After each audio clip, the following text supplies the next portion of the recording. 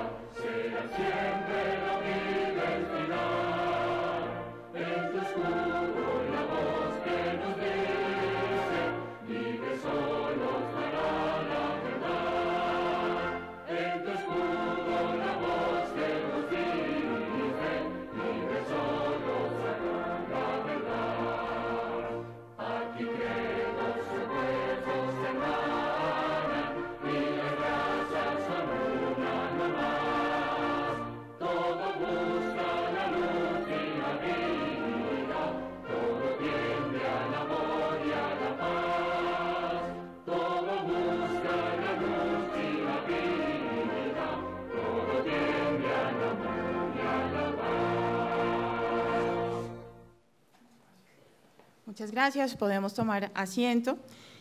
Y a continuación, el rector de la Universidad de La Gran Colombia, el doctor Santiago José Castro Agudelo, se dirige al auditorio.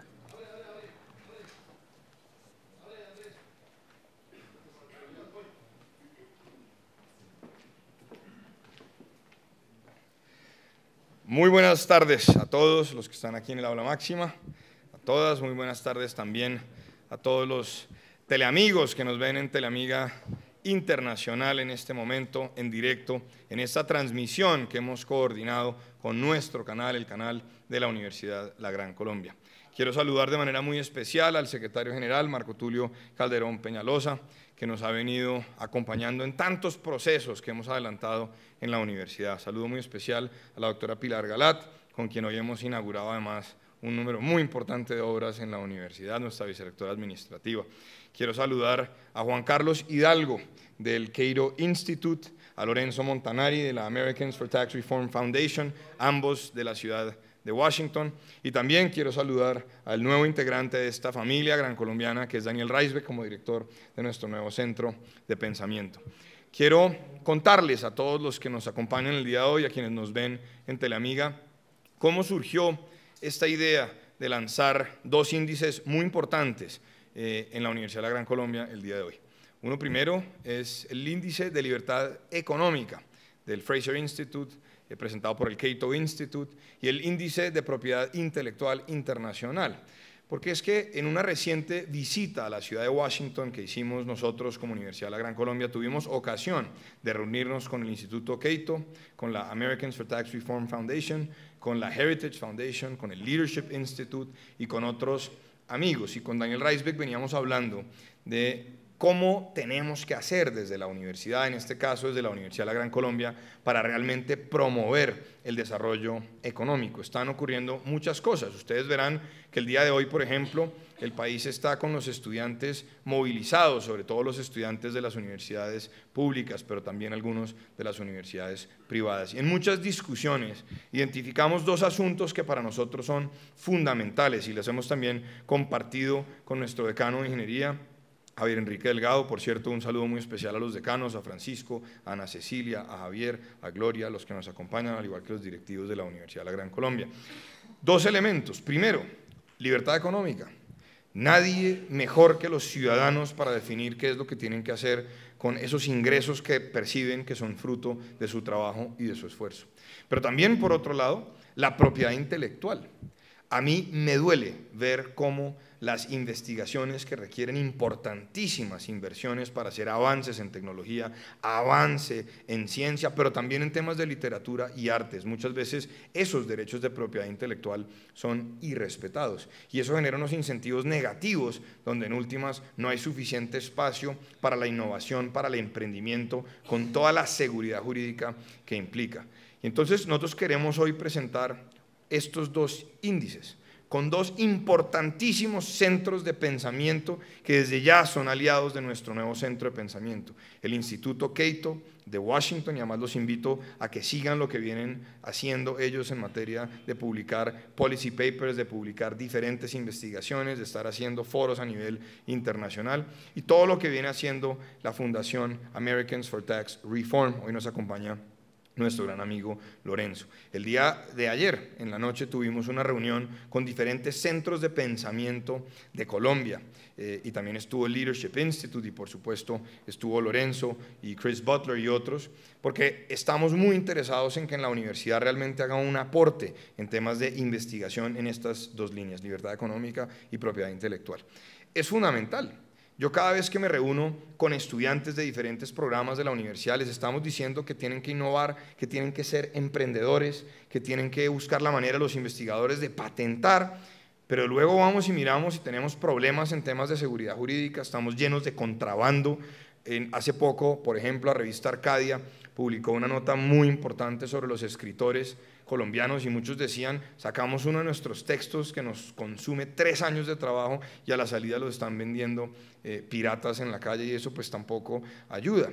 Pero hay otro asunto, los empresarios en Colombia están teniendo serios problemas, los que ya hicimos la declaración de renta, bien que sean personas naturales o jurídicas, se darán cuenta que estamos pagando una suma muy importante. Ya los profesores universitarios también están haciendo sus declaraciones de renta, yo vi a varios corriendo por aquí y por allá y las caras que están haciendo varios es porque así fue. Y entonces estamos en un momento donde estamos empezando a pagar y a pagar más para que otros decidan qué es lo que van a hacer con lo que nosotros percibimos, con nuestros ingresos que son producto de nuestro propio trabajo. De manera que, citando un texto que además me obsequió Juan Carlos allá en Washington, de Different Ways to Limit Government, cómo podemos limitar la injerencia del gobierno en tantos asuntos, pues veíamos que en ocasiones la libertad económica requiere un poco menos de regulación y más facilidades para que la empresa realmente tenga todas las garantías para que pueda promover innovación, promover emprendimientos, etc. Fantástico hablar de deducciones en temas de impuestos para las empresas que inviertan en investigación, respaldados también con universidades. No todo tiene que ser el Estado. Y quiero cerrar con esto. Tengo una preocupación personal y la he compartido siempre con el presidente de la universidad, con José Galat Númer, con quien por cierto me reúno frecuentemente, y es esa idea de que todo tiene que venir del Estado. Si hay un problema, es del Estado. Si hay un problema de infraestructura, le toca al Estado. Si tenemos un problema en educación, el Estado tiene que financiar. Tenemos un problema de salud, todo es el Estado.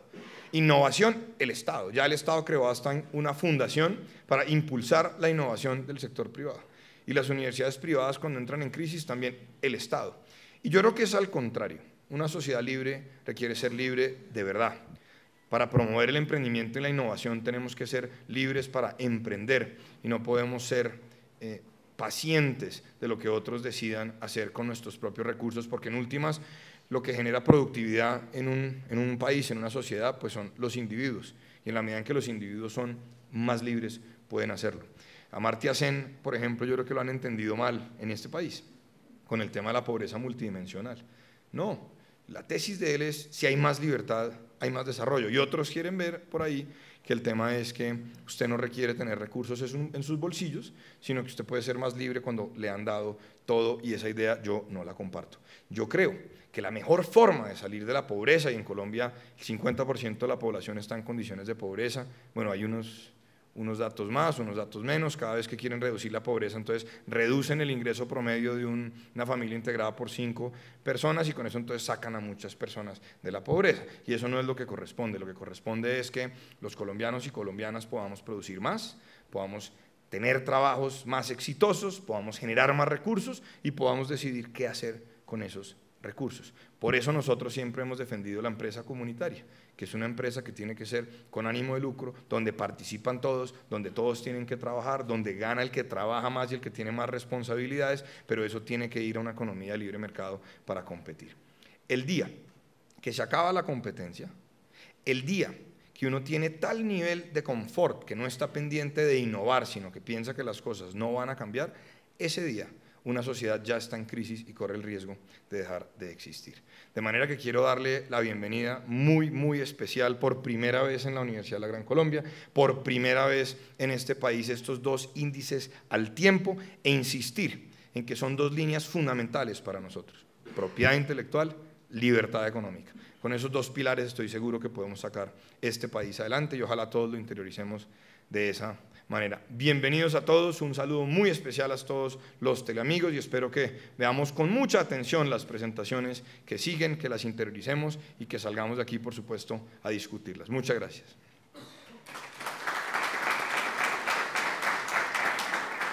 Muchas gracias, señor rector, y como usted ha dicho, son pilares muy importantes para la construcción de la economía y de un país. Por supuesto, vamos a dar inicio con la presentación del índice de libertad económica por el señor Juan Carlos Hidalgo. Bienvenido.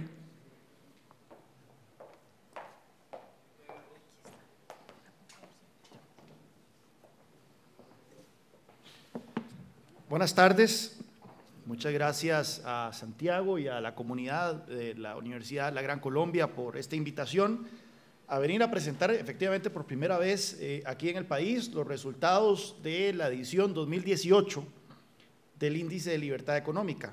Esta es una publicación que se viene realizando por 20 años aproximadamente, año a año, pero que aún así reúne datos de los últimos 40 años, por lo menos aproximadamente de 1975 para la mayoría de los 162 países estudiados, y que nos permite llegar a conclusiones muy interesantes sobre el papel que juega la libertad económica en el desarrollo económico y en la prosperidad del ser humano en general.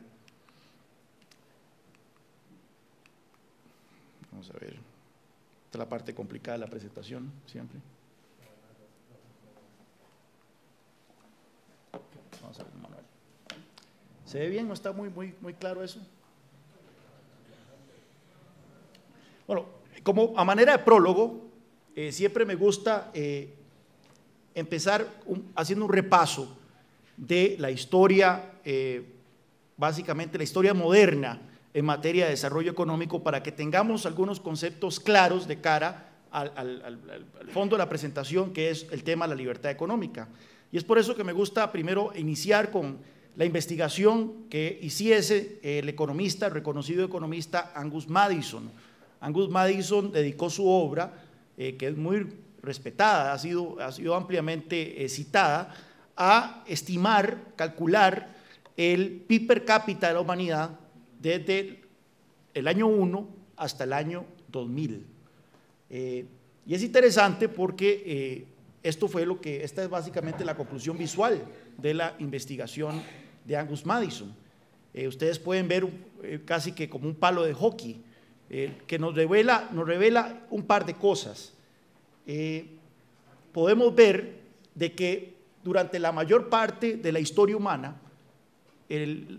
la humanidad ha vivido con el equivalente de menos de $1 al día.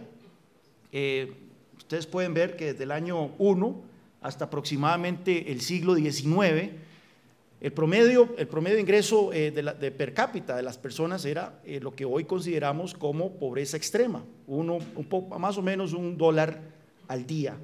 Esto nos demuestra de que la pobreza y la pobreza extrema es la condición natural del hombre. No, la pobreza no es un fenómeno moderno, es más bien lo que ha caracterizado a la humanidad a lo largo de la historia.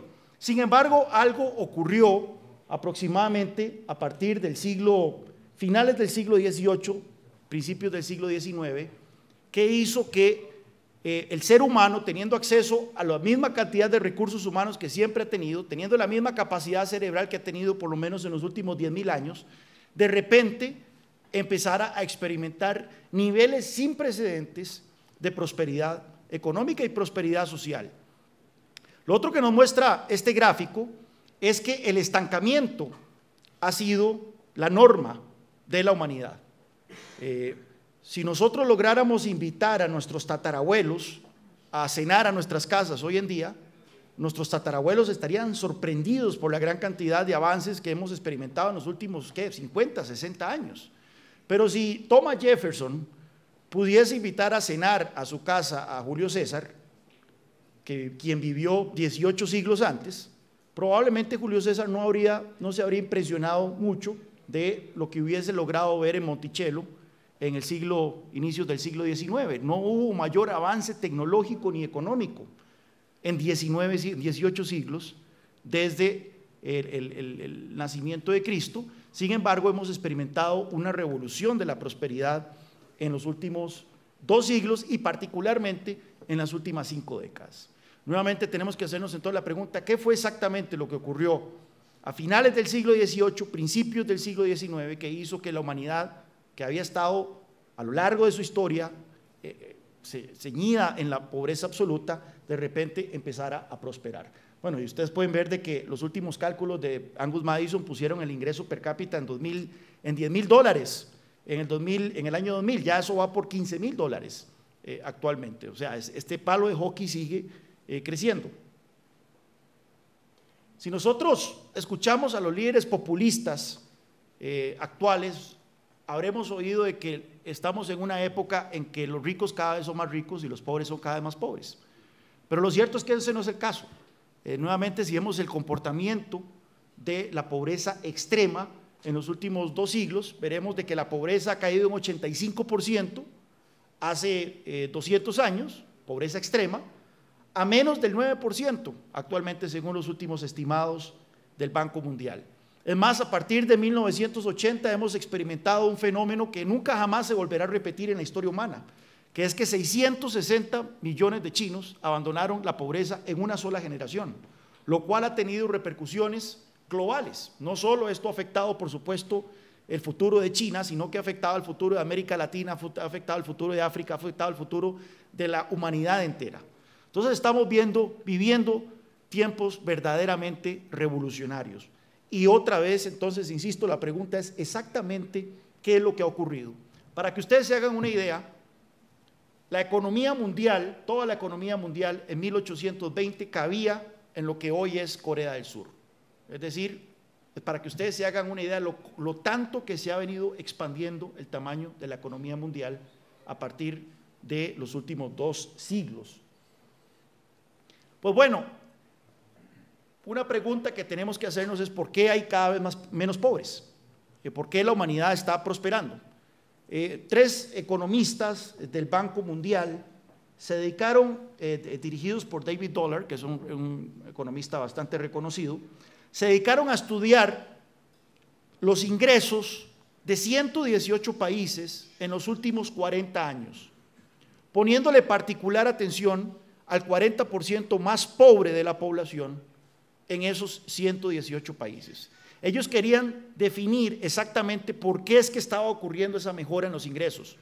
¿Será porque ahora tenemos acceso a mayores cantidades de servicios públicos?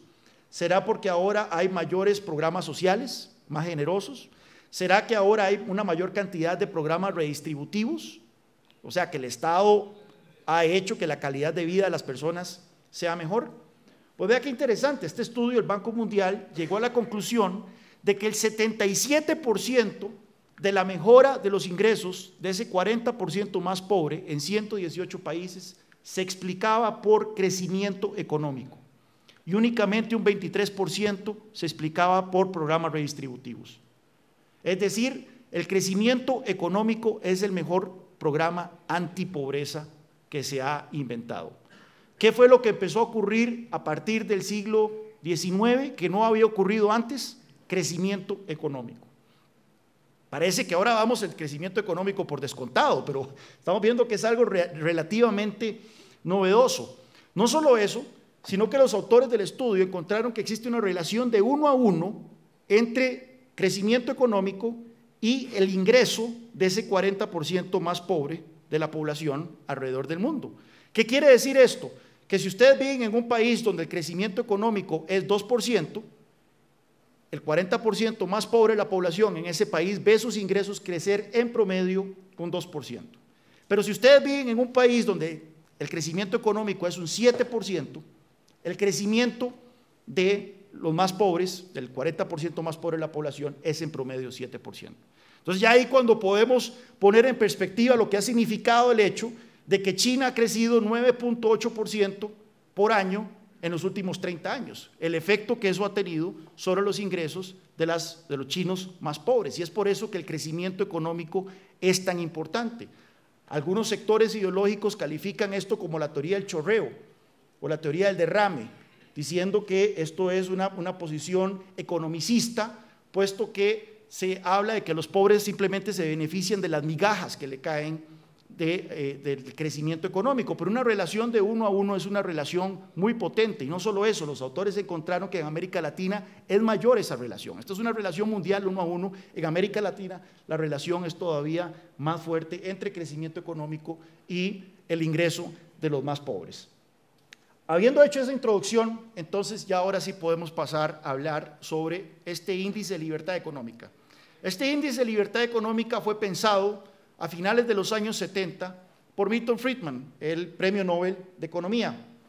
Milton Friedman, en una reunión con colegas y contertulios liberales, dijo: mira, nosotros literalmente tenemos más de 200 años, los liberales, de estar diciendo que la libertad económica es la que genera prosperidad, que la libertad económica es la que genera desarrollo.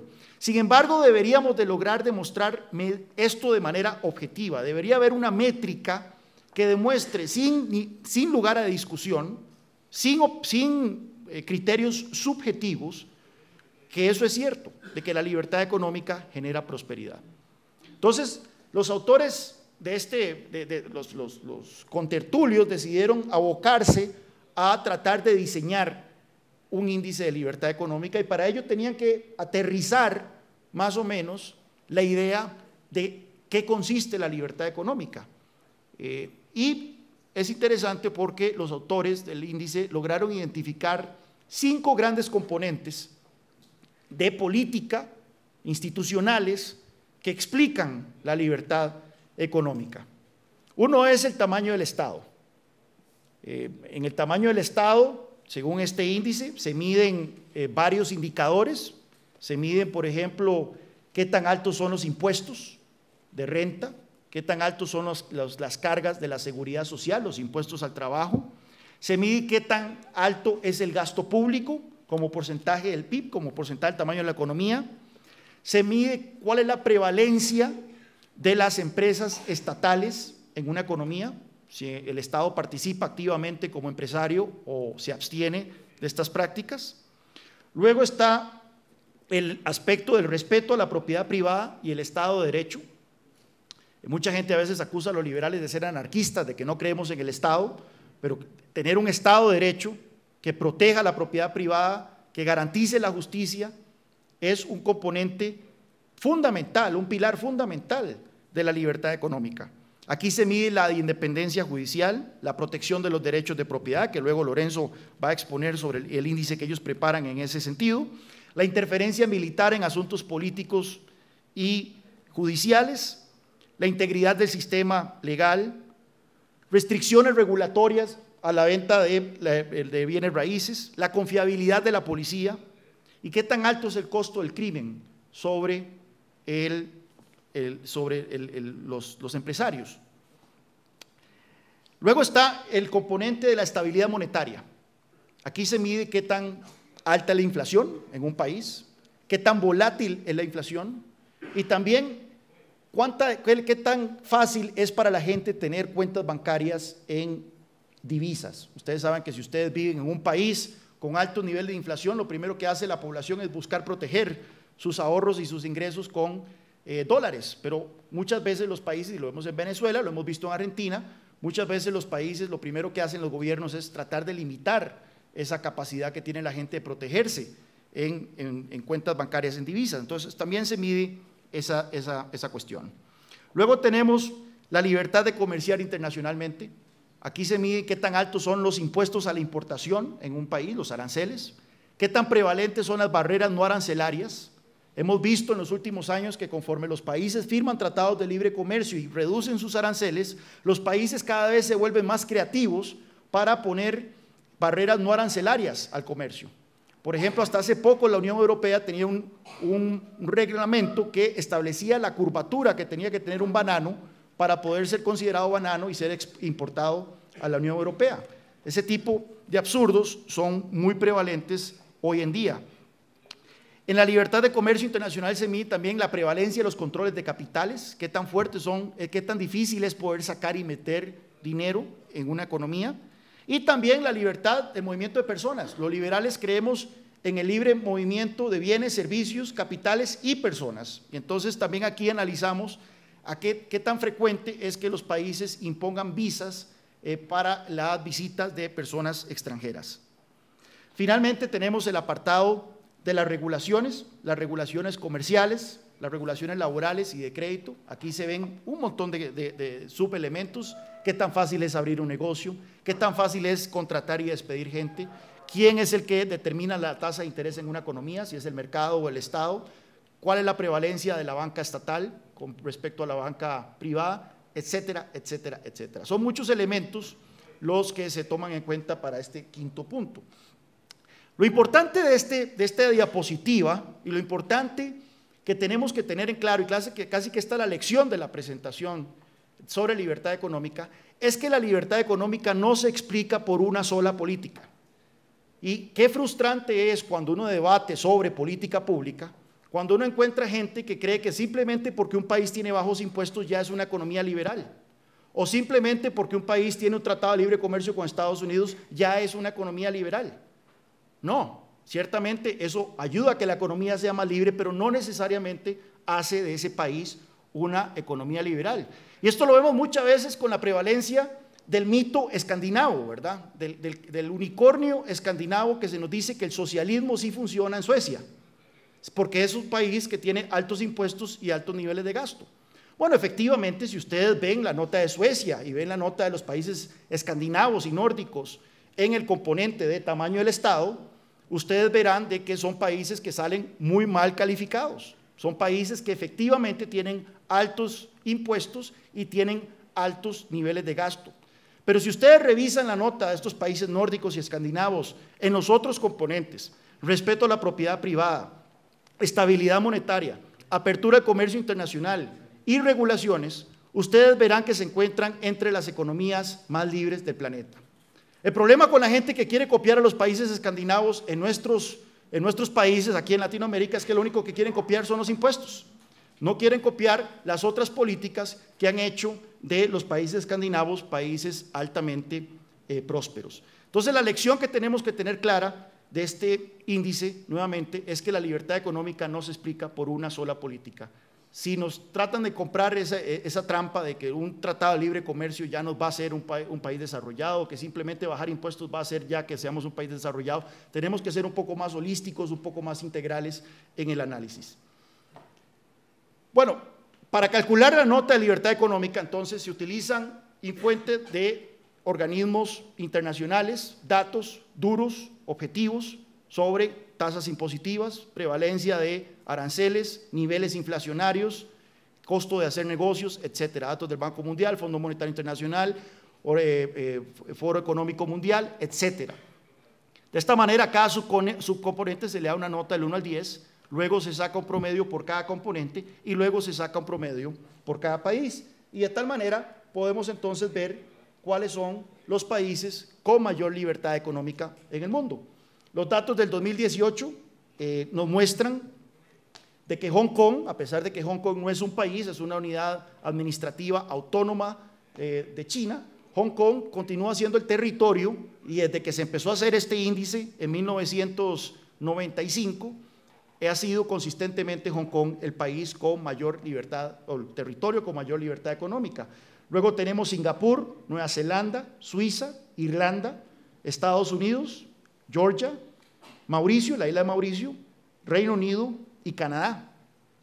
Si nosotros vemos la composición de este índice, por lo menos de este top 10, notaremos que no hay un determinismo geográfico, no hay un determinismo étnico, no hay un determinismo religioso de cuáles países pueden estar dentro o fuera de este índice de libertad económica. Vemos que hay países que vienen de Oriente, vemos que hay países que son países europeos, vemos países anglosajones, vemos un país del África subsahariana. Chile hasta hace muy poco estaba en el top 10, o Chile está en la posición 15, entonces teníamos un país latinoamericano también cerca.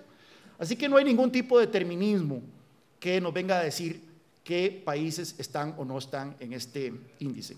Una nota, un pie de nota sobre este índice del 2018, sobre un cambio que se le empezó a hacer al índice en el 2017.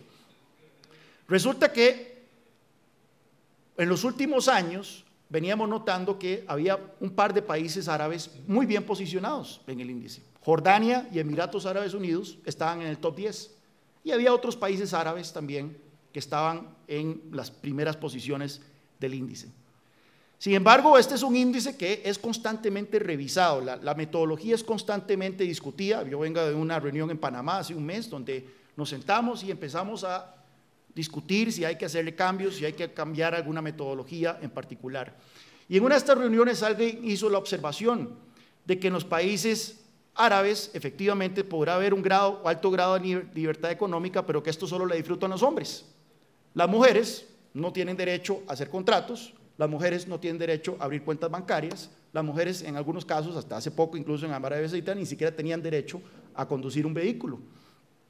Entonces se incorporó, utilizando datos, un índice del Banco Mundial, incorporando datos del Banco Mundial, se incorporó un índice de paridad de género al componente de Estado de Derecho, de tal forma que se calibre la nota tomando en cuenta esa discriminación que sufren las mujeres en algunos países. Bueno, y entonces no vimos mayores cambios en el índice, la mayoría de los países no experimentaron grandes variaciones en su nota, pero sí vimos que los países mayormente musulmanes sí veían sus notas caer de una manera significativa. Entonces, eso es algo que se ha incorporado en esta edición 2018 del Índice de Libertad Económica.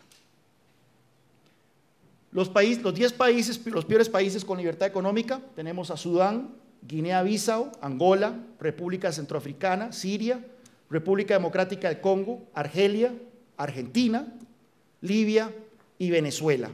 Aquí sí vemos una concentración de países del África subsahariana y por supuesto llama muchísimo la atención tener aquí el vecino, Venezuela, como un país con el país de los 162 países estudiados con menor libertad económica. Mucha gente me pregunta, bueno, ¿dónde está Cuba? ¿De dónde está Corea del Norte? Como este índice se prepara utilizando datos objetivos, datos verificables de organismos internacionales, y esa información no existe, no se incluye ese país en el índice. ¿Cuánto se tarda abriéndose un negocio en Corea del Norte? Es difícil determinarlo, entonces ese tipo de países no son incluidos. Cada vez se están incorporando más, ya llevamos 162, pero hay todavía algunas naciones en donde no se encuentra con información fiable. Aquí podemos ver el comportamiento de la libertad económica en los últimos 36 años. Es importante recalcar que el dato del índice del 2018 son información del 2016. Hay 2 años de rezago, lo que se tarda recabando la información.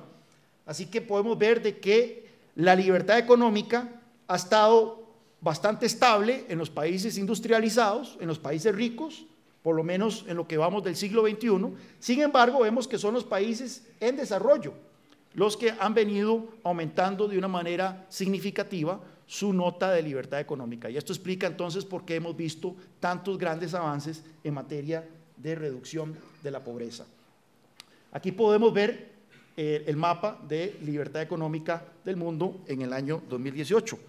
Sé que no he mencionado Colombia, así que voy a darle una copia del índice a que me adivine en qué posición está Colombia. ¿Quién se atreve? ¿No? Están muy optimistas ustedes. ¿Ah? No, tanto no. 105, ¿quién dijo 105? Bueno, ahí se lo pelean después. 105, eso quiere decir que Colombia está en la tercera división. Si pudiéramos dividir los países de libertad económica en primera división, segunda división, tercera división y cuarta división, Colombia está en la tercera división. Colombia sufre particularmente en el campo de Estado de Derecho y protección de los derechos de propiedad. Es un área en donde es el constante de América Latina, que es donde salimos peor parados, todos los países de América Latina, en ese componente es donde salimos más parados. Y es interesante porque en esta reunión de Panamá nos dieron un dato que yo no manejaba, y es el área en donde más cuesta mejorar la nota. Haciendo un análisis de las mejoras en las notas que han ocurrido a lo largo de 40 años, se puede ver que las áreas de política monetaria y política comercial son los componentes en donde los países más rápidamente pueden hacer avances. Sin embargo, en Estado de Derecho es donde más lento. De hecho, el top 20 si solo vemos el componente de Estado de Derecho, el top 20 de 1975 es casi que el mismo que el top 20 actual, a diferencia de dos países. Gordon Brown, el primer ministro británico, el ex primer ministro británico, se dejó decir una vez que en el proceso de establecer un Estado de Derecho los primeros 500 años son los más difíciles. Entonces podemos entonces hacer comparaciones. Primero veamos cómo es el desempeño de la libertad económica en materia de ingreso per cápita. Vemos una correlación abismal entre libertad económica y el ingreso per cápita. Vemos que la primera división, el cuartil más libre, tiene un ingreso per cápita que es el doble de la segunda división y por supuesto que muy superior al de los otros dos cuartiles. ¿Por qué es eso? Porque, y esto es un dato del 90 al 2015, o sea, haciendo un promedio de 25 años, vemos que los países con mayor libertad económica tienen mayor crecimiento económico. Por eso es el prólogo que les hice sobre pobreza y crecimiento económico. Ya habíamos determinado que el crecimiento económico es el mejor programa antipobreza. Pues bueno, aquí ya podemos ver que existe una correlación muy fuerte entre libertad económica y crecimiento económico. Ahora bien, ustedes me podrán decir, pero mira, la diferencia no es tan alta, no es menos de un punto porcentual. Recuerden que esto es al año, esto es un promedio anual. Puede ser menos de un punto porcentual, pero eso se va acumulando. Y en 40 años estamos hablando de una diferencia significativa. Si nosotros vemos las tasas de pobreza moderada y pobreza extrema, vemos que la primera división, el cuartil más libre, casi que ha erradicado la pobreza extrema, mientras que el cuartil menos libre todavía tiene casi que un tercio de las poblaciones, de sus poblaciones viviendo en la pobreza más extrema. Ahora bien, una vez yo di esta presentación con una audiencia un poco más hostil que ustedes en Chile y alguien me hizo la observación de que correlación no necesariamente explica causalidad. Me dijo, cualquier estudiante de estadística sabe eso, y es más, existe una correlación perfecta en Estados Unidos entre la tasa de homicidios y la venta de helados. ¿Sabían ustedes eso? En verdad, los días en que más se venden helados son los días que usualmente terminan con la mayor cantidad de homicidios. Y entonces la pregunta, ¿qué será? ¿Que la gente se compra un Ben & Jerry y sale a matar gente? Pues no, es que los días más calientes del año son los días en donde hay más homicidios y también se venden más helados. Entonces eso puede demostrarnos de que muchas veces las correlaciones, hay espacio para que las correlaciones sean espurias. Entonces, habiéndome hecho esa observación, que claramente me dejó pensando, me tuve que regresar a la primera persona, o una de las primeras personas, que empezó a hacer esta observación sobre las causas de la riqueza de las naciones y la relación y el papel que juega la libertad económica en esto. Adam Smith, como ustedes saben, fue profesor en la Universidad de Glasgow, pero no era economista, porque la economía no existía como ciencia social en ese entonces. Él era profesor de moral, era profesor de filosofía. Pero Adam Smith era una persona muy observadora, era un observador de esos muy detallado, al punto que hasta publicó un tratado de astronomía. Adam Smith empezó a estudiar el comportamiento humano, empezó a estudiar el papel que jugaban los mercados en explicar la prosperidad, la incipiente prosperidad. Recordemos de que Adam Smith vivió en los años 1700, que era cuando esa curva que vimos anteriormente, la de Angus Madison, apenas se empezaba a hacer evidente en los países, por lo menos en Inglaterra, en el Reino Unido, en Francia y otros países europeos. ¿Por qué nadie escribió sobre la riqueza de las naciones en el año 876? Porque no había riqueza de las naciones. Pues bueno, Adam Smith en sus notas de clase en 1755 hizo la siguiente observación: poco más es necesario para llevar a un Estado a su máximo nivel de opulencia, desde el más bajo barbarismo, salvo paz, bajos impuestos y una administración tolerable de la justicia. El resto lo traerá el curso natural de las cosas. Vean lo interesante, porque Adam Smith no era un ideólogo, él era un observador. A diferencia de Karl Marx, que tuvo sus elucubraciones ideológicas que dieron paso a su tesis sobre el capital y la lucha de clases, Adam Smith simplemente estaba explicando, describiendo el fenómeno que él tenía como la causa del desarrollo de las naciones. Y ustedes pueden ver esta explicación, básicamente es una explicación donde describe la libertad económica: impuestos bajos, administración tolerable de la justicia, paz. Luego, en su libro La riqueza de las naciones, publicó también el papel que el libre comercio juega en la riqueza de las naciones. Así que la pregunta partera, Adam Smith fue considerado el padre, es considerado el padre de la economía. La pregunta partera de la economía fue: ¿cuál es la causa de la riqueza en las naciones? Y la respuesta fue libertad económica. Por eso cuando yo dije que Milton Friedman dijo que teníamos 200 años diciendo esto, es que literalmente tenemos más de 200 años de hacer de causalidad, de establecer esta causalidad entre libertad económica y crecimiento económico y prosperidad. Y entonces se han publicado docenas de artículos y estudios que demuestran esa relación. Ahora bien, mucha gente dice, bueno, pero no se puede comer PIB per cápita. El desarrollo es algo más que simplemente tener un PIB per cápita alto. Hay que ver otros indicadores como acceso a la salud, expectativa de vida y demás.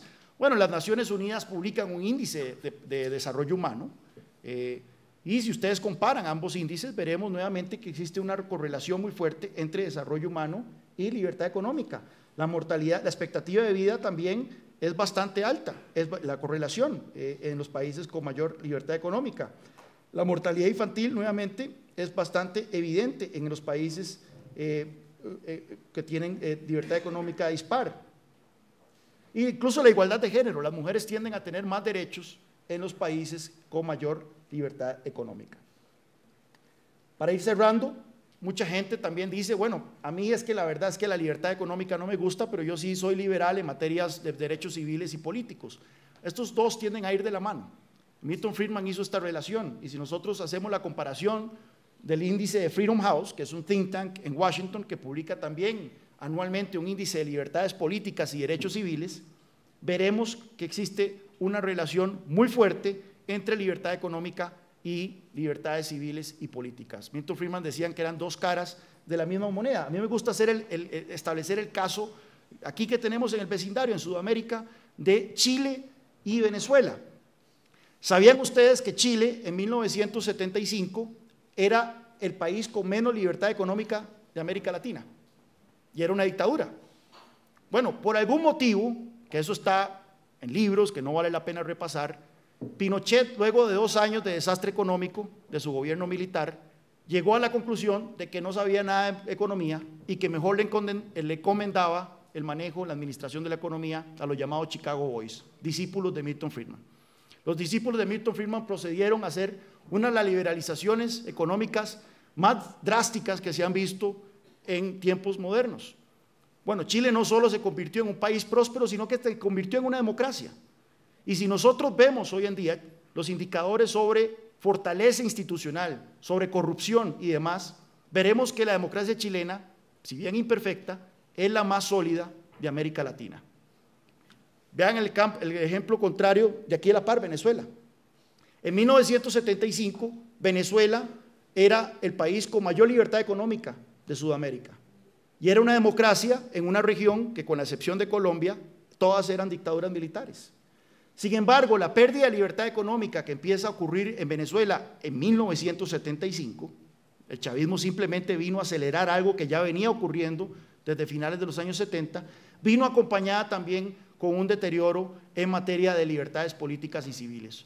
Hoy Venezuela no solo es el país menos libre del mundo, sino que también es un país que ha perdido sus libertades políticas y es una dictadura.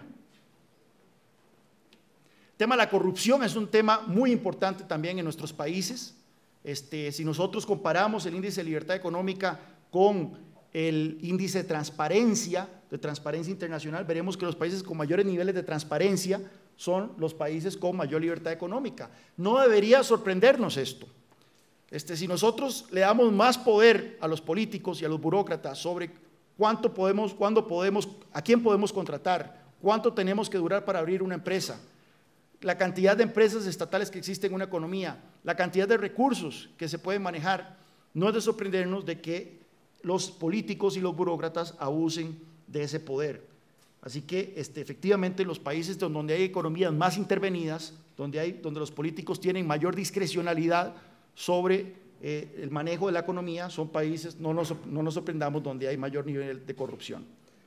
Para terminar, veamos el estado de la libertad económica en algunos países de América Latina. Este es el promedio de los 10 países más libres del mundo.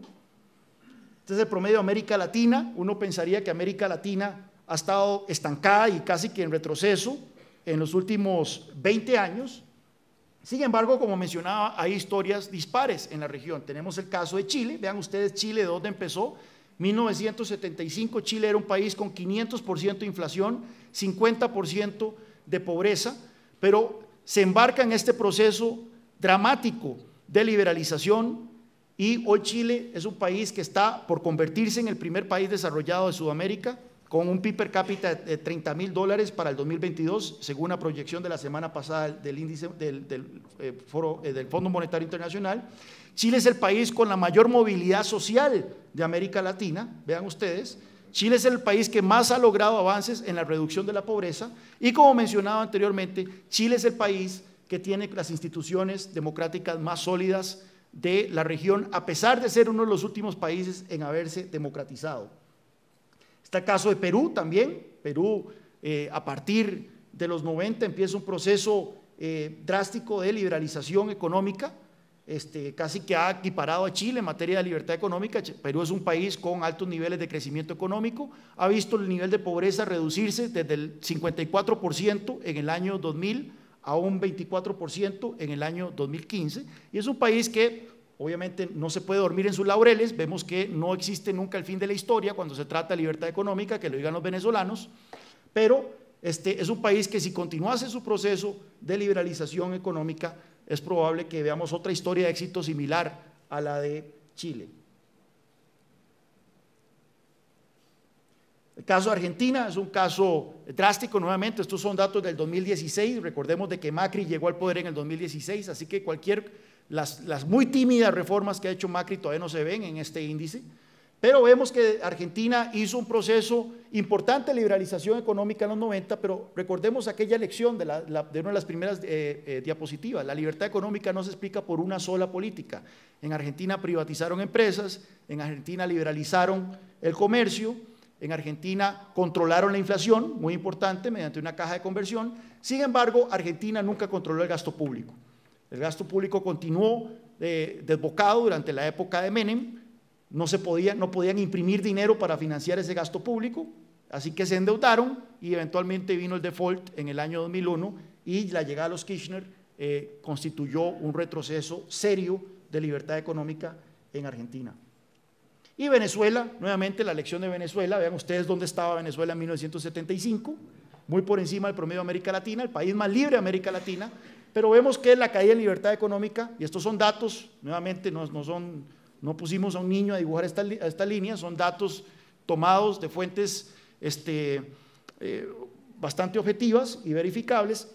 Vemos que la libertad económica en Venezuela empieza a caer en los años 70, 80. Hubo un intento desesperado en el último gobierno de Carlos Andrés Pérez por revertir esa tendencia, pero ya era muy tarde. Llegó el chavismo al poder y vemos lo que ha ocurrido con Venezuela. Y Colombia, vemos a Colombia apenas empatando el mediocre promedio latinoamericano.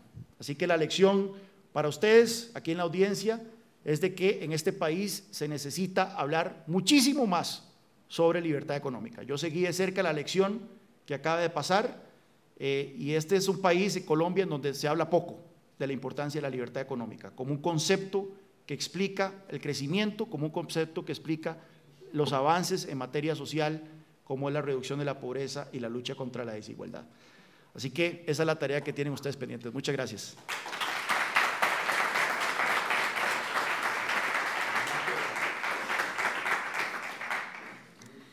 Muchísimas gracias. Esta era la presentación del Índice de Libertad Económica por el señor Juan Carlos Hidalgo. Sin duda alguna, una importante panorámica del análisis de los fenómenos sociales y económicos de todos los países. Damos paso ahora a la presentación del Índice de Propiedad Intelectual por el señor Lorenzo Montanari. Bienvenido.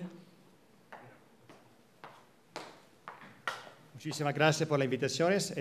Buenas tardes a todos. Es un gran honor para mí, para la primera vez que vamos a presentar el índice de los derechos de propiedad. Voy a hacer una pequeña rectifica. Es índice de los derechos de propiedad, donde incluye los derechos de propiedad intelectual también.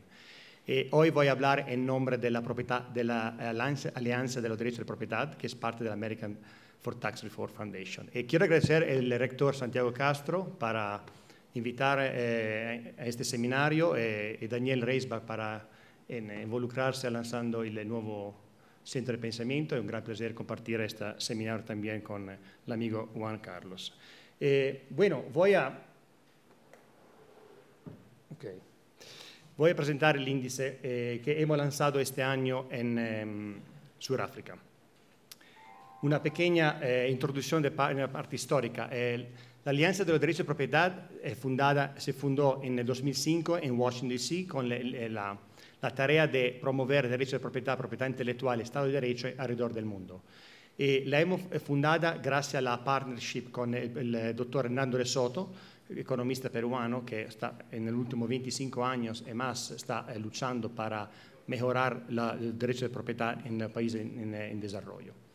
Y bueno, empezamos el índice en el 2007 y la idea de evaluar o por lo menos de hacer un cálculo de cómo los derechos de propiedad van difundidos por diferentes regiones.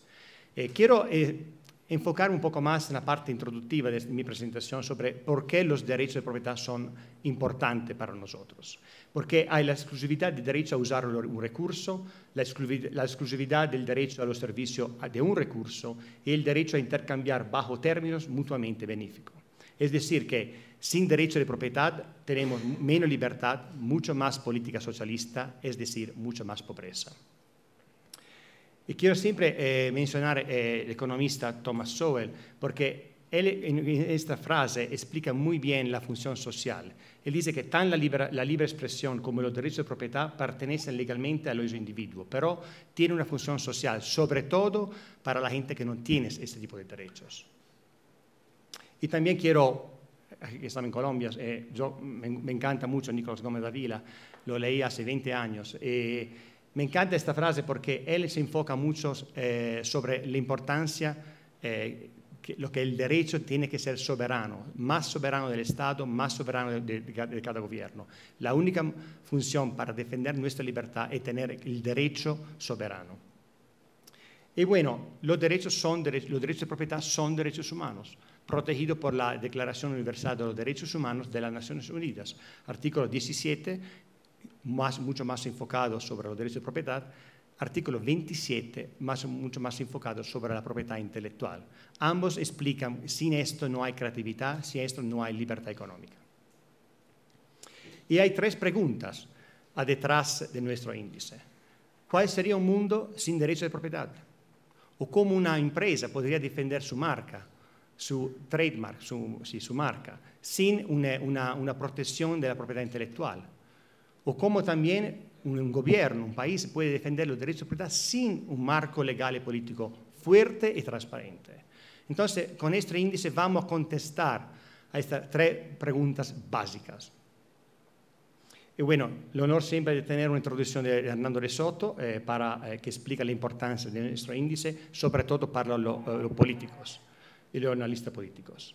Como dije antes, cada año el lanzamiento va a ser en un país diferente. Empezamos este tipo de metodología en Venezuela en 2014, y en 2015 en el sureste asiático, Malasia, Tailandia, 2016 en India, 2017 en Argentina, este año en Sudáfrica.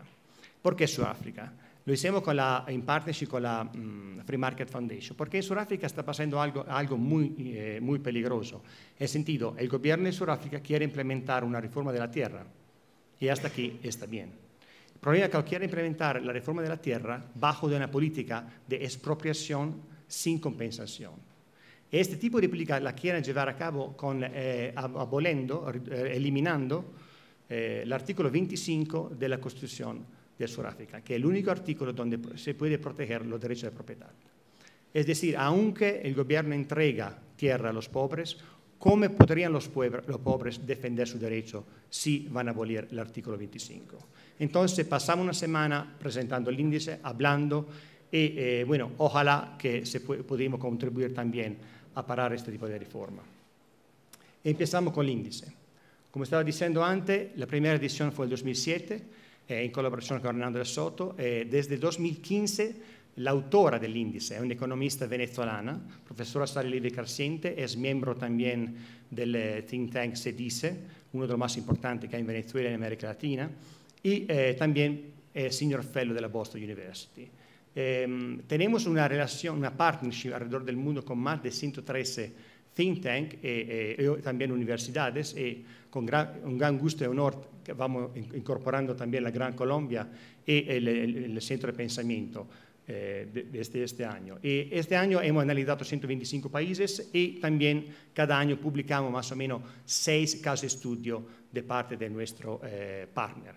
Tenemos casos de estudio sobre Sudáfrica, Ucrania, Japón, sobre la Escuela Económica Austríaca. Y bueno, un poco de metodología. Nosotros recolectamos los datos del Fondo Monetario Internacional, Banco Mundial, del OECD, también Freedom House y lo Special 301 Report, que es un reporte del gobierno americano mucho más enfocado sobre la propiedad intelectual. Y hacemos un promedio de las 3 componentes fundamentales del índice, es decir, que con una escala que da 0 hasta 10, donde 10 es el máximo en términos de protección de los derechos de propiedad. Y vamos a ver en la próxima lámina la estructura del índice. Tenemos la primera parte, el marco legal y político, la segunda es la parte de la propiedad física y la tercera la parte de la propiedad intelectual. El marco legal se compone con la independencia judicial, el Estado de Derecho, la estabilidad política, el control de la corrupción. La parte de la propiedad física se enfoca sobre la percepción de la protección de la propiedad física, del registro de propiedad y del acceso al crédito. Y la propiedad intelectual en general y los derechos del autor y la protección de las patentes. Y esto es la clasifica de este año. No sé si ustedes lo pueden ver, el promedio es 5.7, el mejor país es Finlandia, el peor país se queda con Haití, Venezuela y Yemen. Y bueno, Colombia se queda al lugar número 61, es decir, un poco en el promedio del índice. Vamos a ver más adelante datos mucho más enfocados en los detalles sobre Colombia. Estos son los países, los primeros y los peores países. Vamos a ver que hay Finlandia, Nueva Zelanda, Suiza, Noruega, Singapur, Suecia, Australia, Holanda, Luxemburgo, Canadá, Japón, Dinamarca, Reino Unido, Estados Unidos y Austria. Es decir, la mayor parte de los países mejores son en Europa y Norteamérica. Los peores se quedan, hay algunos en Latinoamérica Latina o en Centroamérica como Nicaragua, Venezuela y Haití, y el otro se quedan entre África y Sureste Asiático, el Asia. Esta es un poco la lámina donde explica quién que está subiendo, quién está bajando. El año pasado Nueva Zelanda era el país con la mejor protección de derechos de propiedad. Este año Finlandia se ganó el primer lugar también en términos de propiedad intelectual. Es decir, que Estados Unidos estaba liderizando hace años la protección como líderes mundiales en términos de protección del derecho de propiedad intelectual. Este año es Finlandia, así que se quedó número 2. Pero bueno, los dos tienen una diferencia muy, muy pequeña. Nella prossima lamina voy a demostrar cómo protegiendo la protección de los derechos de propiedad puede crea desarrollo económico, libertad económica, como Juan Carlos explicó, porque los derechos de propiedad son como las fundamentas para que se pueda desarrollar la economía, se puede mantener una libertad económica alta. Y así se puede ver también la diferencia por ingreso. En los países donde hay mucha protección de derechos de propiedad hay income muy elevado. Lo mismo se puede ver por diferentes regiones. Podemos ver que Oceania, Norteamérica y la Unión Europea son las regiones donde hay la mayor desarrollo económico y por supuesto hay, por este motivo hay la protección de los derechos de propiedad muy elevada. Es interesante porque explica también cómo los países, los top 20, que tienen un Producto Interno Bruto, tiene que excusarme mi español, es medio español, así que estoy intentando explicarme un poco. Bueno, tiene un Producto Interno Bruto que es 26 veces más grande de los peores, los 20%. Es decir, este es muy importante sobre todo por los analistas, por los políticos, que quieren mejorar la protección del derecho de propiedad. Esto tiene un impacto muy positivo también en el crecimiento del Producto Interno Bruto. Y lo mismo lo podemos ver también como acuerdos económicos. Se puede ver que los países que pertenecen al OECD, los países de la Unión Europea, los países del NAFTA, ahora se llama USMCA, pero son países que tienen un desarrollo económico y acuerdos de libre comercio mucho más enfocados en la protección de la propiedad intelectual y física. Y bueno, desde 2 años la economista Sara Levi-Crescente se enfocó también a demostrar cómo la protección de los derechos de propiedad puede tener unas correlaciones con las diferentes dimensiones del desarrollo económico y humano. Entonces, hemos comparado, en esta lámina se puede ver que hay una correlación muy fuerte con el desarrollo económico, sobre todo en la global entrepreneurship, en la emprendeduría global. En este caso hemos hecho una comparación entre nuestro índice con el índice del Heritage Foundation, el índice que acaba de presentar Juan Carlos, y sobre todo en el asunto de la libertad económica, en este tipo de componente, y también con el índice otro índice del Cato, del Human Freedom Index, y el índice de la libertad electoral. En este caso la correlación es más alta con el índice del desarrollo político, que es parte del índice de la libertad electoral. Y ayer tuvimos Juan Pina hablando en el taller que tuvimos aquí en la Gran Universidad. Él es el autor, el editor de este tipo de índice. Y también en términos de capital social, es interesante ver que como los países que hay una mayor protección de los derechos de propiedad, hay también una mayor protección del activismo cívico. Es decir, la gente tiene una libertad de expresión mucho más fuerte y protegida. Y también hay una fuerte correlación, esto con el índice de la Transparency International, con el Corruption Perception Index, donde se ve que también donde hay falta de derechos de propiedad hay mucho más nivel de corrupción. Y bueno, este año por la primera vez hemos intentado tener una correlación entre nuestro índice y diferentes índices enfocados sobre el online, la conectividad. Y bueno, la relación es mucho más fuerte, se enfoca con el índice del World Economic Forum, donde se enfoca intenta evaluar cómo los gobiernos facilitan los ciudadanos en términos de nueva tecnología. Y también esto en la lámina sobre los derechos de propiedad comparado con la población. Se ve cuando el índice está ponderado por la población, el puntaje es un poco más bajo. Es decir, que ahora el 13% de la población vive en países donde los derechos de propiedad no están protegidos. El 13% vive en un país donde los derechos de propiedad tienen un puntaje acerca del 8 y 9%. Es decir, que el 60% vive en países que tienen un promedio de términos de protección de la libertad de los derechos de propiedad. Lo mismo, en este caso es interesante porque cuando hemos analizado el índice del derecho de propiedad con el género, hemos visto que en países o regiones como América Latina, donde el promedio del derecho de propiedad es bastante bajo, pero la protección de los derechos de las mujeres es mucho más alta. Y se puede ver América Latina y buena parte de la Unión Europea, pero América Latina es un caso interesante, porque es decir, aunque los derechos de propiedad no están protegidos como en el promedio del Norteamérica o de la Unión Europea, en términos sociales, por las mujeres hay una mucha más igualdad de género. Esta es una cluster análisis que hizo el economista, simplemente untó los diferentes países por homogeneidad. Es decir, Colombia se queda en el clúster número 2, también como mi país, soy italiano. Esto explica porque cada año depende de la reforma que van a ser implementadas. Hay países que se mudan desde el clúster número 2 al 3, que es el mejor, o al 1. Es decir, Israel este año pasó desde el 2 al 1, o Guatemala se bajó al clúster número 1. Siempre depende del tipo de reforma que van a ser implementadas cada año. Y este es siempre el cluster análisis, se puede ver que el promedio del índice está enfocado en el cluster número 2, es decir, con un número de 5.7 en el promedio. Esto es lo mismo siempre por población.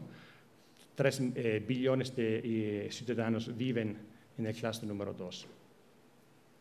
Y esto es un poco un resumen de la protección de los derechos de propiedad con los 3 elementos, legal, político, físico e intelectual por diferentes regiones, este África, Asia, Centro Europa, este de América Latina, el Oriente Mediano, Norteamérica y la Unión Europea prácticamente.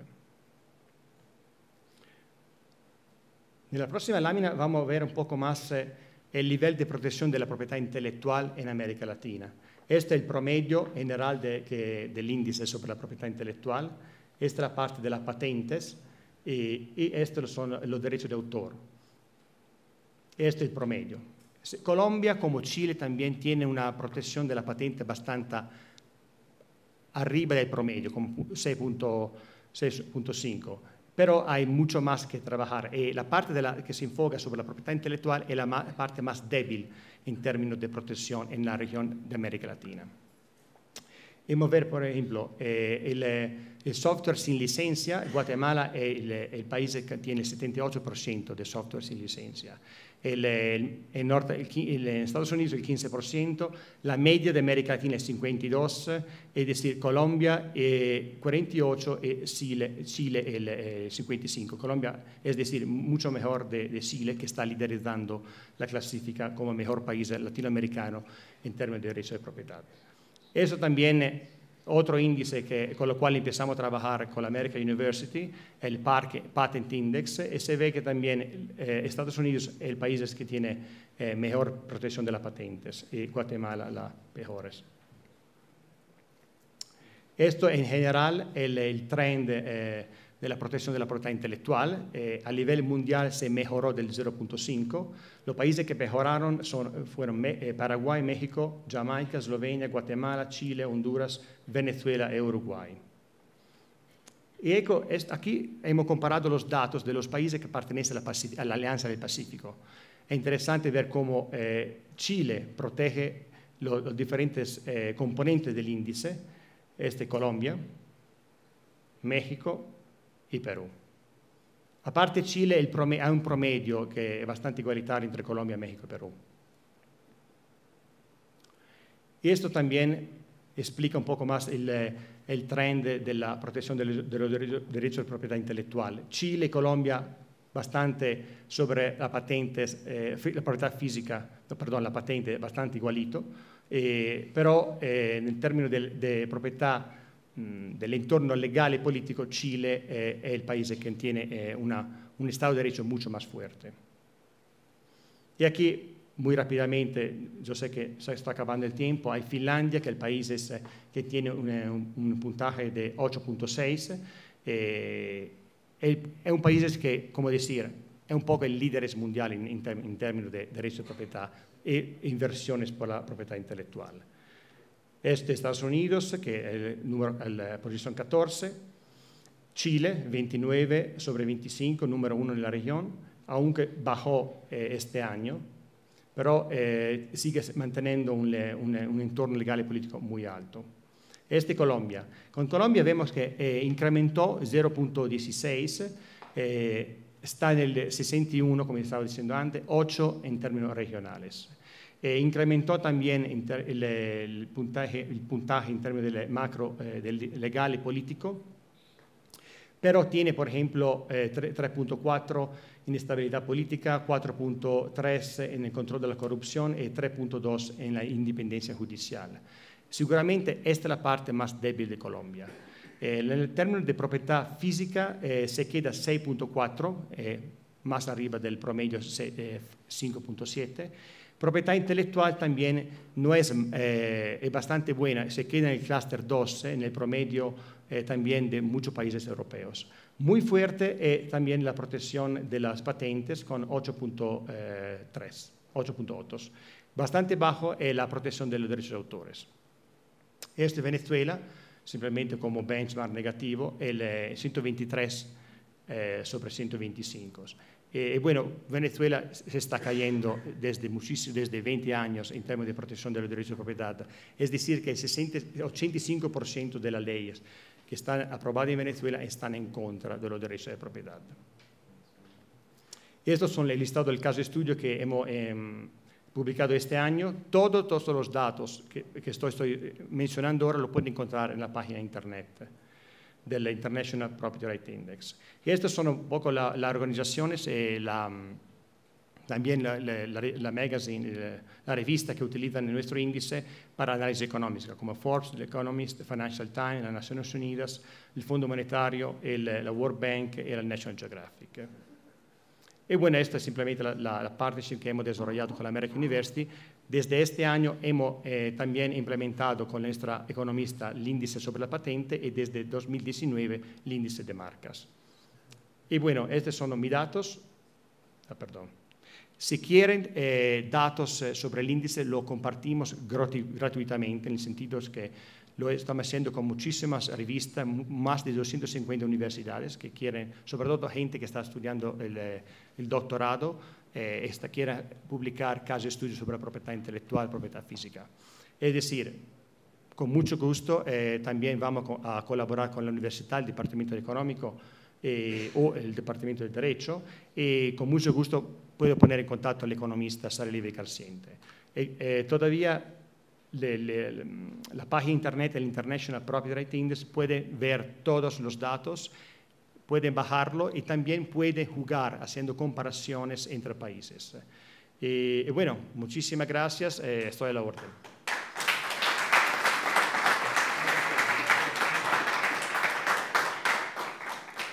Muy bien, agradecemos al señor Lorenzo Montanari en esta ocasión de American for Tax Reform Foundation por su presentación, sin duda alguna, un indicador de gran importancia cuando se piensa en la innovación y en el crecimiento económico. Y ahora invitamos al director del nuevo Centro de Pensamiento de la Universidad La Gran Colombia, Daniel Reisbeck, al escenario.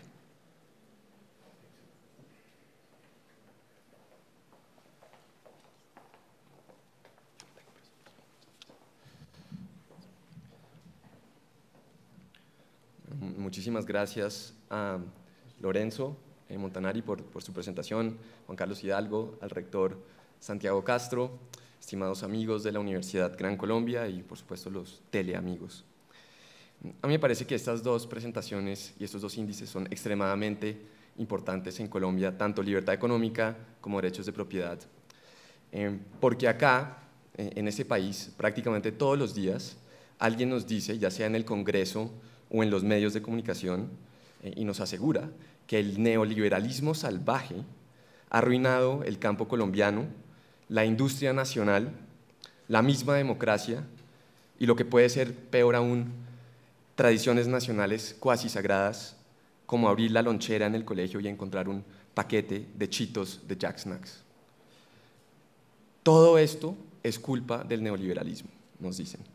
Pero está lo que dice también Mario Vargas Llosa, dice que a lo largo de una trayectoria que comienza a ser larga, no he conocido todavía a un solo neoliberal. En mi propia humilde trayectoria, yo les puedo confirmar esto. Yo jamás he conocido a alguien que se considere a sí mismo un neoliberal, aunque en el Congreso colombiano, y eso es bueno porque somos una sociedad pluralista, podemos encontrar desde stalinistas hasta maoístas, anarcosindicalistas, cada vez más animalistas, y muy bien, pero nunca he visto un neoliberal. Y tal vez tenga esto que ver con el hecho de que, como una vez sugirió un crítico, el prefijo neo sirve más y es más apropiado para tal vez una marca de shampoo que para describir una filosofía económica. Pero si nos quedamos simplemente con el liberalismo, olvidémonos del neoliberalismo que nadie sabe qué es, pensemos en liberalismo y si lo entendemos como la libertad para desempeñarnos en el día a día, ya sea como empresarios, como emprendedores, simplemente como ciudadanos, sin que el Estado sea un obstáculo, si nos deja llevar nuestras actividades del día a día sin meterse en nuestro camino, si entendemos simplemente el liberalismo de esta manera, y si lo consideramos también bajo las categorías que mencionó Juan Carlos Hidalgo, que es tamaño del Estado, moneda sana, libertad de comercio, regulaciones racionales y un sistema legal transparente y funcional. Si eso es el liberalismo, encontramos que Colombia está muy lejos de tener una economía liberal y, como mencionó Juan Carlos, estamos en el puesto número 105 en el índice de libertad económica.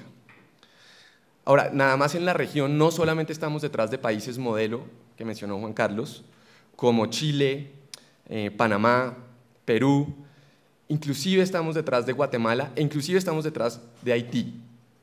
Entonces, Haití, tengamos en cuenta Haití, es un país donde el saqueo del Estado está tan sistematizado que algunos comentaristas han llegado a decir que la corrupción es más devastadora que el terremoto del 2010, y nosotros estamos por debajo en libertad económica. A mí me parece que este es un momento particularmente peligroso para Colombia, porque ha llegado a dominar en términos políticos y en los medios de comunicación la mentalidad y el discurso de la redistribución y del subsidio, y como nos demostró Juan Carlos, no es la redistribución lo que arregla los problemas o lo que genera riqueza.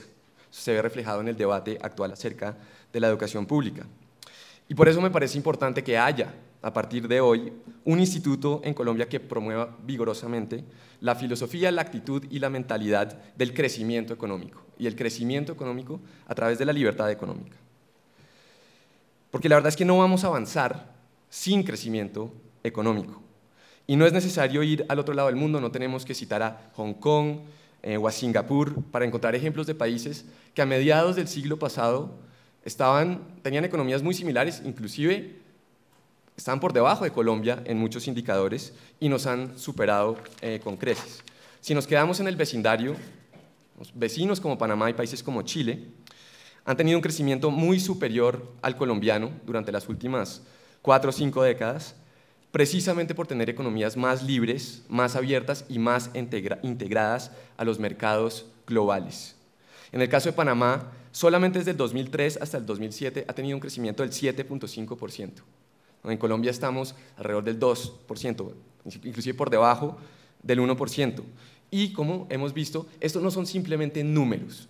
La libertad económica no es un fin para decir que estamos arriba en el escalafón y para jactarnos de ello. La libertad económica se traduce en más riqueza para todos los ciudadanos de un país. Eso significa más plata en el bolsillo para desde pagar mejor educación, mejores servicios, ir de vacaciones, lo que ustedes quieran. Y es lo que ustedes quieran, eso es lo importante. No es lo que los políticos están decidiendo hacer con su dinero, porque es su dinero. Bien. Y el punto del crecimiento es muy importante, porque acá economistas muy respetados, vacas sagradas, inclusive diría yo, nos aseguran que Colombia es un éxito porque no hemos tenido recesiones. Ellos celebran la estabilidad macroeconómica. Eso se refiere a que hace muchas décadas, prácticamente desde los 30, no hemos tenido una recesión, que fue la del 98-99. Y esto lo celebran. Y está bien, obviamente no estoy diciendo que es bueno y que deberíamos tratar de tener recesiones, ni mucho menos. Pero el punto es que miremos a Chile y Panamá. Chile y Panamá han tenido más recesiones que Colombia durante las últimas décadas, 3 cada uno, si no estoy mal. Pero en promedio, si uno tiene un crecimiento del 7%, como ha tenido Panamá durante los últimos años, eso se traduce en mejor calidad de vida, más riquezas para los ciudadanos, y eso yo creo que es a lo que nosotros deberíamos apuntar y no a celebrar una mediocridad de un crecimiento promedio del 3% o por debajo, solo porque no hemos tenido una recesión. Porque el otro lado de la moneda, de la economía, de no tener recesiones, o de la filosofía de no tener recesiones, es que tampoco tenemos un crecimiento sobresaliente. Y nosotros le tenemos que apostar al crecimiento sobresaliente si queremos salir adelante. Bien. Y no lo vamos a lograr de la manera como hemos venido llevando a cabo las cosas. Tenemos un nivel tributario absurdo, nivel tributario total neto sobre las empresas, según el Banco Mundial, 70%, justo por debajo. Solo somos superados por un puñado de países en el mundo, entre ellos están Bolivia, Argentina y las islas africanas de Comoras. Bien. Entonces, este centro de pensamiento lo que busca es cambiar eso, y cambiar sobre todo la mentalidad, porque vamos a ser competitivos y vamos a hacer una reducción real y drástica de los impuestos para las empresas, y no podemos tener unos cambios simbólicos como el que inclusive están sugiriendo con la reforma tributaria de pasar de un 34 a un 35, a un 31 o inclusive a un 30. Estados Unidos acaba de pasar una reforma tributaria gracias en gran parte a la fundación que representa Lorenzo, Americans for Tax Reform, y están alrededor del 21. Nosotros no podemos competir globalmente con tasas por encima del 30 cuando Estados Unidos, la principal economía del mundo, está cobrando 21. Y eso es algo que por alguna razón nuestros políticos y nuestros economistas, inclusive en los ministerios importantes, me parece que no han entendido. Pero nosotros en este centro de pensamiento sí vamos a abogar por este tipo de tarifas y queremos convencer a la opinión pública para que los presione, porque nosotros queremos el progreso de este país. Ahora, dejar operar el libre mercado, que es la única manera de lograr la prosperidad, es importante, pero los derechos de propiedad son un pilar, quizá el pilar más importante de ese libre mercado. Si mi propiedad como ciudadano no es respetada o es impunemente vandalizada, o si mi propiedad raíz o mis bienes productivos no tienen títulos legales, y esa es una de las tragedias de la informalidad en Colombia, entonces, ¿eso qué quiere decir? Que mi patrimonio como persona natural o como empresa vale mucho menos de lo que debería valer o de su valor real si uno tiene un sistema de derechos de propiedad funcional. Bien, entonces, eso es importante que lo entendamos porque proteger los derechos de propiedad de los ciudadanos sí es una de las labores fundamentales de los estados. En Colombia, el Estado se ha dedicado a todo tipo de cosas que, en mi opinión, no le compete, como administrar empresas como Telecom. Hasta se ha mantenido una corporación para la reconstrucción del terremoto del río Páez, todavía existe 24 años después del terremoto, pero se mantiene la institución que se creó para ese propósito. Bien, entonces, el Estado está metido en todo tipo de cosas que no debería estar, pero no es capaz de proteger la propiedad física de los ciudadanos. Ahora, también está la propiedad intelectual, y ahí me parece que es importante empezar a trabajar en esto desde las universidades. El rector Santiago Castro habló de la necesidad de tener más patentes, más invenciones protegidas, más innovación, derechos de autor, porque mencionó de los escritores. Su anécdota me recordó a los días, ustedes tal vez, estimados amigos estudiantes, son demasiado jóvenes, pero en la época cuando existían los DVDs, que hoy creo que están en el Museo Paleontológico de Villa de Leyva, pero en esa época cuando había DVDs, escasamente había salido la película en cine en Estados Unidos, en Hollywood, y acá ya la estaban vendiendo en los semáforos, ¿no? Entonces, ese es el nivel de derecho, de respeto a los derechos de propiedad intelectual. También está los patentes, tenemos un buen puntaje en el escalafón que nos mostró Lorenzo, pero últimamente desde el Ministerio de Salud se ha venido peligrando ese respeto con el tema de las licencias obligatorias, que básicamente consiste en quitarle una patente a una compañía farmacéutica que ha invertido mucho dinero en investigación en crear un producto y un gobierno decide, no, ya no vamos a respetar esa patente, por la razón que sea. Eso no es efectivo. Está demostrado que no es efectivo, muchas veces conduce a costos más altos para la producción de la patente por parte de productores, del medicamento, perdón, por parte de productores nacionales. Y es importante, este centro de pensamiento va a defender los derechos de propiedad intelectual. Y es verdad, como dijo Juan Carlos, la correlación no es causalidad, tener derechos de propiedad intelectual no nos hace ricos, un país próspero de la noche a la mañana. Como decimos en mi casa, eso es el cum hoc ergo propter hoc ismo, que es básicamente correlación, causalidad. Pero en términos generales, los 5 países que menos respetan la propiedad intelectual son Bangladesh, Venezuela, Yemen, la República del Congo y Haití. Mientras que sus máximos garantes, los 5 países que más respetan los derechos de propiedad, son Finlandia, Estados Unidos, Suiza, Australia y Holanda. Y yo creo que para nosotros la pregunta que nos tenemos que hacer es, y todos los días es, ¿a quién nos queremos parecer?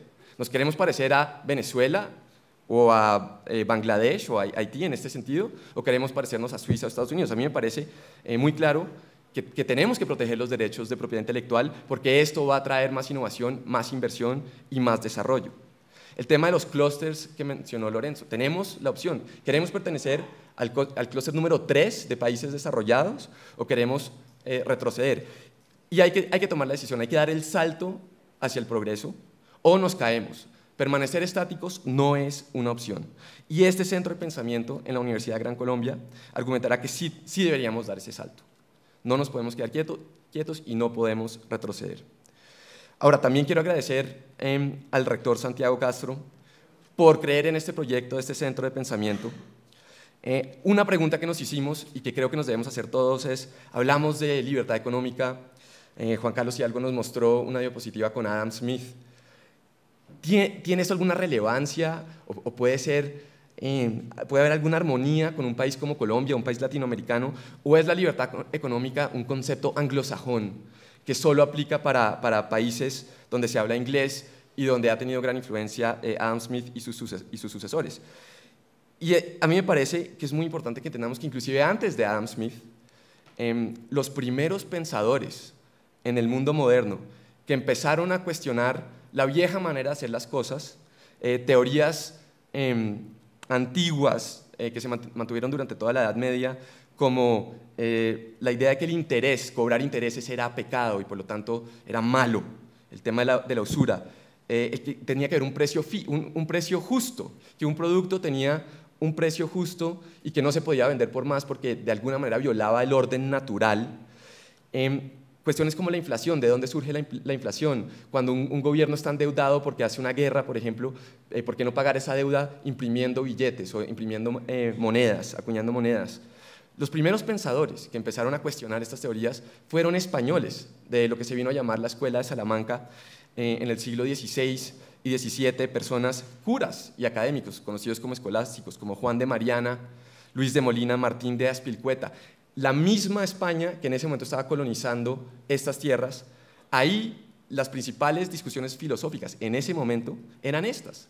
La Escuela de Salamanca es el vínculo entre el mundo católico al cual pertenecemos, así no seamos todos católicos y estamos en una universidad católica, pero es nuestra herencia, Y esa Escuela de Salamanca es el vínculo entre el mundo católico y el liberalismo económico. Y de hecho, pensadores después de Smith, de lo que se viene a llamar la escuela austríaca, toman mucho de esta escuela de Salamanca y creo que lo tenemos que empezar a celebrar en el mundo hispanoparlante y volver a descubrir la escuela austríaca. Yo por eso le sugerí al rector, y de pronto podemos poner una petición en change.org o algo así, que el instituto, el nombre del instituto sea en honor a alguna figura de la escuela de Salamanca. Y esto es importante y me parece que estas ideas de la escuela de Salamanca son relevantes en este momento porque ¿qué estamos viendo? El poder de una idea, esto lo ha dicho el profesor Christopher Lingle, que estuvo con nosotros de la Universidad Francisco Marroquín en los últimos días. El poder de una idea se está volviendo más valioso y más revolucionario que nunca, potencialmente. Es una empresa colombiana, emprendedores colombianos, tuvieron una idea de una ciudad como Bogotá, donde el tráfico es tan complicado. Si la gente quiere comer algo, ¿por qué no poder pedir a través de un aplicativo, de una aplicación, y que nos llegue la comida de cualquier restaurante a nuestra casa o a nuestra oficina, en vez de tener que ir y aguantarse el trancón?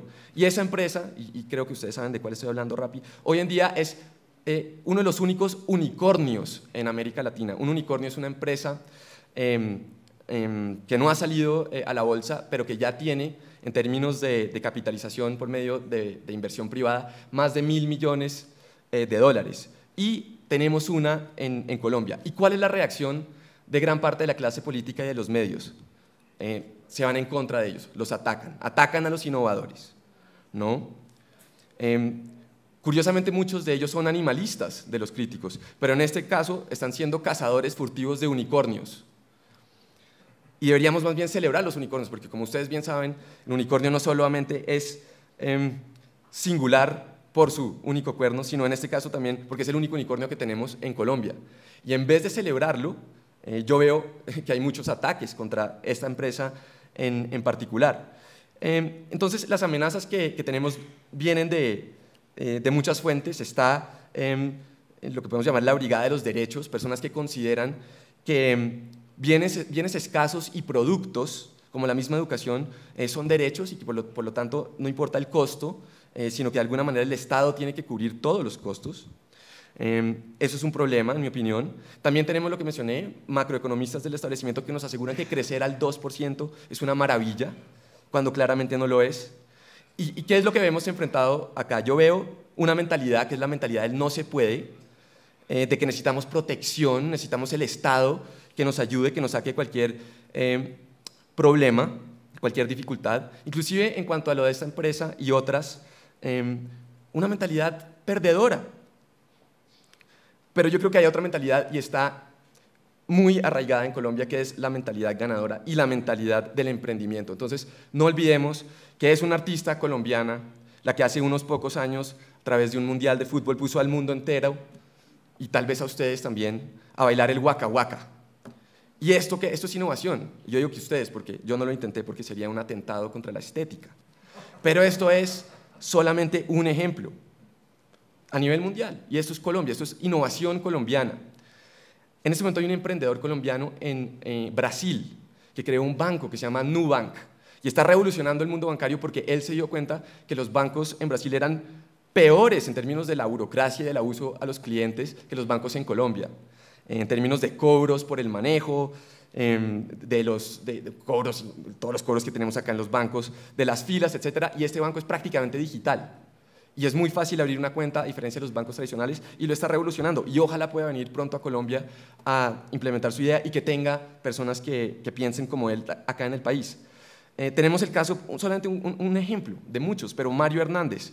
Si yo le hubiera dicho a ustedes hace unas décadas que un empresario colombiano iba a vender carteras, productos femeninos de cuero en Londres, eso es algo así como la fábula del empresario colombiano que monta una empresa muy exitosa para vender arena en el Sahara. Pero eso está sucediendo y estos son los ejemplos colombianos que tenemos que celebrar y tenemos que seguir y tenemos que facilitar las condiciones para que surjan muchos más casos exitosos. Yo creo que acá probablemente, o eso espero, entre ustedes los estudiantes de la Gran Colombia, quién sabe, podrá haber alguien que tenga una idea que se vuelve en un unicornio en un futuro no muy lejano. Y para eso está la universidad, para facilitar eso, facilitar ese éxito. ¿Y qué tienen en común todos estos casos, diría yo? Yo creo que hay una palabra que yo creo que está un poco mal vista, sobre todo porque el presidente de Estados Unidos decidió usarlo como lema para su última campaña, pero es la grandeza, ¿no? Y yo no me refiero, cuando hablemos de grandeza, no me refiero a una grandeza territorial, como podía ser el sueño bolivariano de tener un país gigantesco que cubriera los dos océanos y atravesara el continente en un solo país con un solo gobierno. No, esa no es la grandeza, no es la grandeza bolivariana, no es la grandeza militar, mucho menos, es la grandeza de la creatividad humana. Y es esa grandeza que está, yo creo que dentro de los colombianos, y yo creo que esa es la grandeza que tenemos que pensar en ella, tenemos que motivarla, tenemos que fomentarla. Es la grandeza de la creatividad humana y de los emprendedores, del emprendimiento. Y qué lugar mejor para fomentar esa grandeza que a través de ese centro de pensamiento, pero que está en la Universidad Gran Colombia. Entonces, muchas gracias por haber asistido a este evento, gracias a los demás ponentes y espero trabajar muy de cerca con ustedes para sacar adelante este centro de pensamiento.